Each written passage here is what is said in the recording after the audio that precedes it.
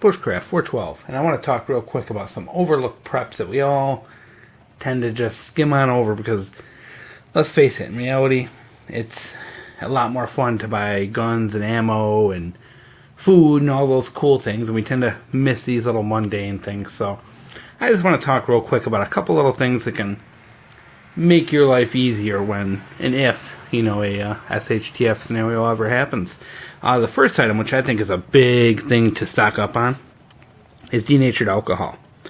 Number one, this is a cleaner, something you can use to clean glass and metal and whatnot, which is a big deal because in an SHTF scenario, we're not just going to be able to go to the store anymore and buy new tools or replacement parts. We're going to have to make things last, and having something that will clean metal and take rust off and do things like that is really important because, let's face it, in reality, we've gotten used to just not taking care of our stuff, not taking care of our tools, and when they get rusty, we just,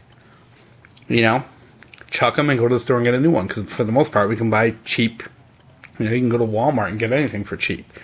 So I think denatured alcohol is a really important thing to have for its cleaning properties. But then number two, as you can see here, it's also a fuel for marine stoves, which I started using denatured alcohol for alcohol stoves for backpacking. You make them out of Pepsi cans or tin cans or whatever, and they work great for cooking. So this is kind of a multi-purpose item that you can use it for taking care of your gear, but you can also use it for making stoves, to cook, for heat, whatever your purpose is. And denatured alcohol is really cheap. It's like $2 for one of these, and this lasts a long time. I've had this one for quite a few years, and I have probably 6 or 7 more in my basement because at one point, I was just like completely addicted to alcohol stoves and made just like 150 of the things. And every backpacking trip I went on, I only used alcohol stoves. So they were something I was into when I was in my pretty young 20s. And of course, this is the fuel I use for them, so I have a lot of it on hand. And now I'm glad I do, because it's just a nice thing to have for that fuel. But also, like I said, if it ever hits the fan, you got to make sure you're able to take care of your stuff. And if stuff gets rusty and nasty, you're going to have to, break out the sandpaper and fix it yourself. Take that rust off with sandpaper and solvents and whatnot, and make do with what you have, because you won't be able to run to the store and get new stuff. Likewise, WD-40. It is the duct tape of the lubricant world. It's, a million uses for WD-40. We're not going to go over all the uses, but once again, this is something that's going to help you maintain your gear and your equipment, whether it's guns, knives, your tools to work on your car, your bike, whatever. If SHTF happens and you're using your bicycle to get around, you've got to make sure you have some WD-40 laying around, and not just one little can like this, because it won't last forever. I'd make sure you have, a dozen of those kicking around your basement. They're cheap. They're like $1.50. It's not going to cost you a fortune. And if you got the room, stash those somewhere, because they're only going to help you in keeping your stuff in good shape and running. Likewise, same thing when it goes to gun cleaners. Most of us have just one little bottle of gun cleaner or one little bottle of solvent, and when it runs out, we went out and buy a new one. If you're a gun guy, as I am, taking care of your guns is really, really, really important.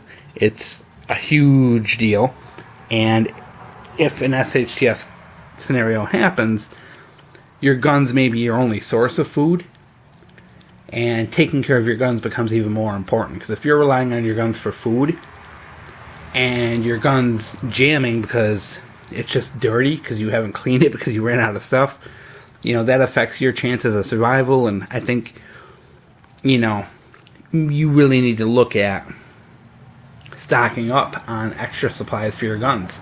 Granted, you don't need to stock up on everything, but certain things like the solvents and the cleaners, some guns are more finicky than others. You can take an AK-47 and never clean them, and they'll run great for years. Other guns, you have to clean them almost every time you use them because they get gunked up and jammed. So,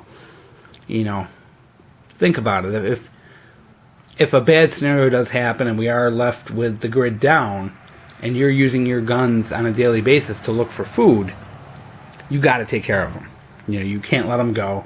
You're going to want them to be in perfect shape, cleaned every time you use them, so that you don't have misfires and jams and malfunctions. And if you're doing that for an extended period of time, this little rinky-dink can's not going to cut it. You're going to need more. So I say, when you're going to the store, you got a couple, 10 extra bucks in your pocket, pick up some of these, and get yourself a good stockpile so that you have enough to last a long time. If this stuff is no longer available at the store, you want to make sure you can go to the store and get that. You want to make sure you have enough to take care of your gear and your equipment for a long time. And plus, I say you can never have enough denatured alcohol, because it's just a great fuel source. And if you've never built an alcohol stove, build an alcohol stove. Go online, look up the penny stove or any of the Pepsi can or beer can stoves and make one. Fill it with denatured alcohol and try it out.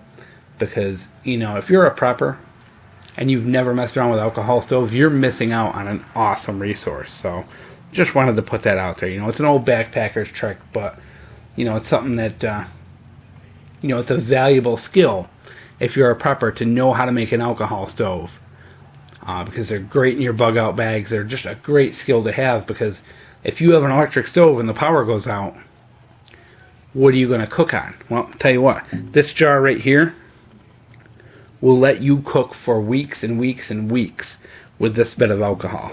And if you have a dozen of those, you've got cooking fuel for months. So, putting that out there. Hope you guys enjoyed, and hope you're taking a look at these little things that tend to slip by and slip through the cracks when we're prepping.